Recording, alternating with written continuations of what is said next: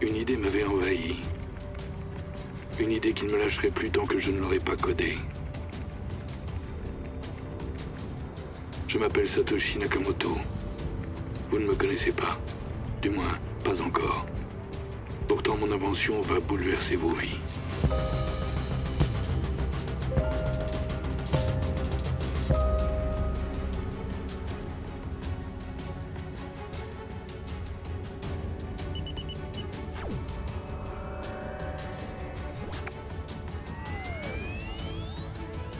Avec la mise en réseau de tous les ordinateurs, nos vies seraient numérisées, réduites à une somme de données qu'il suffirait de collecter, d'additionner.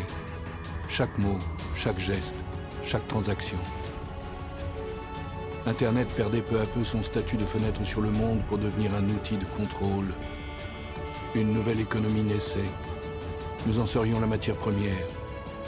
Le nouveau monde bousculait tout. Nos échanges, nos droits, notre vie privée. Préserver sa vie privée à l'ère de l'exposition de soi, c'est un acte révolutionnaire. Peu importe que vous ayez quelque chose à cacher. Une affaire privée, c'est ce qu'on ne veut pas que le monde entier sache. Un secret, c'est ce qu'on ne veut pas que quiconque sache. La vie privée, c'est la liberté de choisir ce qu'on dévoile au monde. La liberté. With the growth of the internet, it became necessary for everyone to have access to strong encryption. Cryptography is the art of scrambling information to make it unintelligible except to those that have the right key to unscramble it. So governments formed their opinion about cryptography as a consequence of how pivotal it was to the outcome of World War II. The government regarded it as a munition and restricted its export.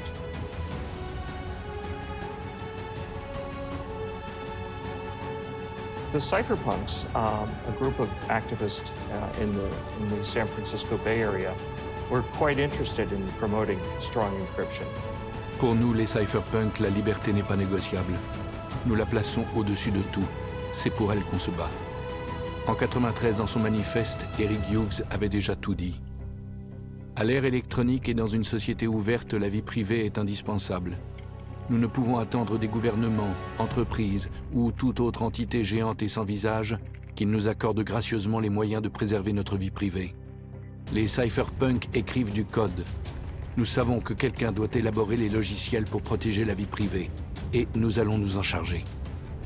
They believe that true human expression is really only possible when you can protect your anonymity. And out of this movement came many attempts to recreate various fundamental institutions of society using the complex mathematics of cryptographic systems.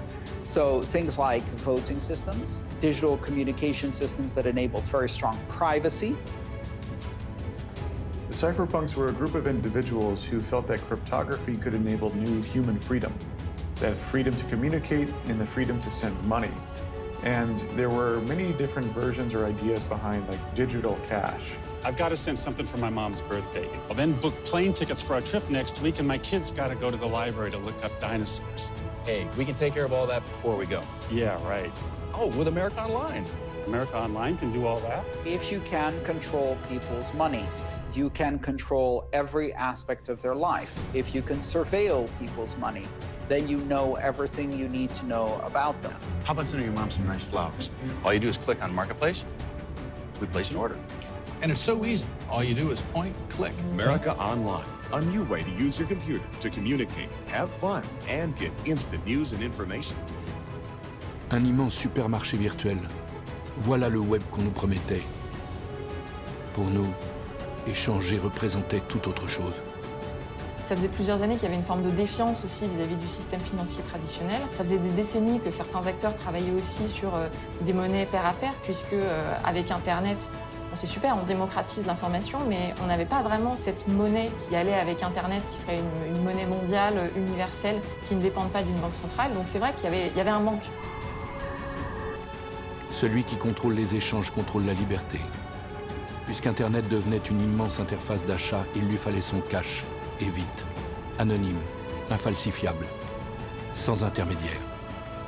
Mais un obstacle nous barrait la route, un obstacle qui m'obsédait, la double dépense. The double spending problem is this idea that digital information is easy to copy, and if you have a form of digital money, how can you keep track of that money and make sure it's only spent once? Now, with physical paper money, when you give it to someone, you no longer have it. But in the digital realm, you can give someone a copy of something digital, a perfect copy that is indistinguishable from the original, and still keep the original.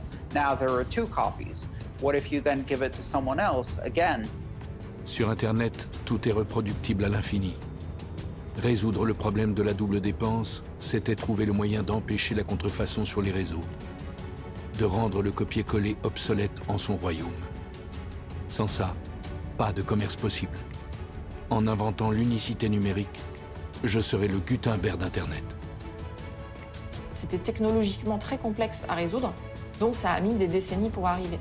Bitcoin, c'est le fruit de dizaines d'années de réflexion, d'acteurs passionnés, et aussi d'un mouvement idéologique libertarien, cypherpunk derrière. These are the individuals who had built precursors to Bitcoin, but these precursors hadn't been successful. If you think of Bitcoin as a new species of money, these species died on the operating table. They never really made it out of the lab. And so the cypherpunks wanted to create a digital cash, but they had no idea how money worked. They knew how cryptography worked, but they had very poor understanding of economics, monetary policy, and money. Satoshi did. À des moments, la solution me semblait proche. À d'autres, je désespérais. The stock market is now down 21%. It was the worst day on Wall Street since the crash of 1987. This could be the most serious recession in decades. What started in America last year has now spread to every part of the world. Autour de moi, le monde de la finance s'écroulait. Leurs instruments, leurs règles, la création monétaire. Une fiction. Un tissu de mensonges, d'algorithmes opaques, de codeurs sous-traitants. L'opposé de ce que moi j'étais en train de créer depuis 1 an et demi. Un monde mathématique, ordonné, universel, ouvert. Le code de Bitcoin me hantait jour et nuit. Lehman Brothers had just collapsed. There had been massive bailouts. It was a huge, super stressful time period in the world. Et puis un jour c'est arrivé. Ça marchait. La double dépense pulvérisée par la cryptographie. Transparence absolue. Anonymat préservé. Bitcoin était prêt. Satoshi first shared the Bitcoin white paper with the cryptographer mailing list, which was comprised of the cypherpunks. October 31st, 2008 is when he releases the white paper. And Satoshi waited for that exact moment because it sounded like he had completed Bitcoin a little bit before that and was waiting for the peak moment of despair in the financial markets to press the send button. A technical scientific paper that described in just over 8 pages in beautiful detail, very concisely, very clearly, the primary technical ideas of Bitcoin.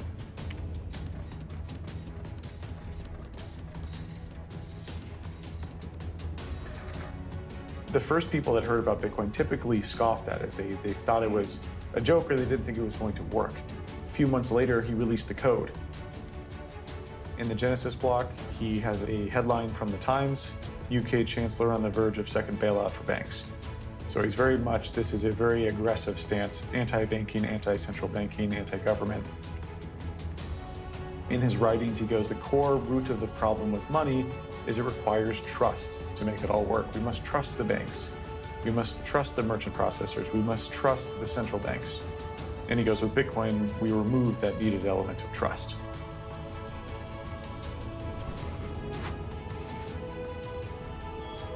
Bitcoin's network wasn't in a state of too much testing for that long of a time. It was in a state of like very active development and in production.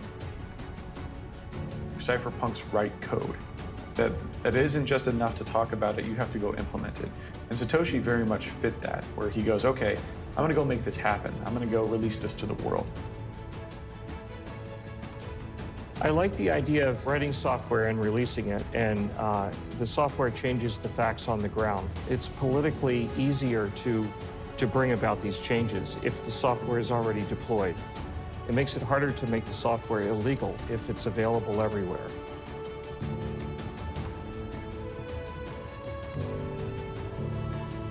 Le programme était lancé. J'avais gagné une bataille contre les banques, contre les États. Le Bitcoin ouvrait la possibilité de nouveaux échanges. Qu'est-ce que les gens allaient en faire? The FBI calls it the most sophisticated criminal marketplace on the internet. Thousands of drug dealers used it to sell drugs and completely hide their identities. Tout allait changer.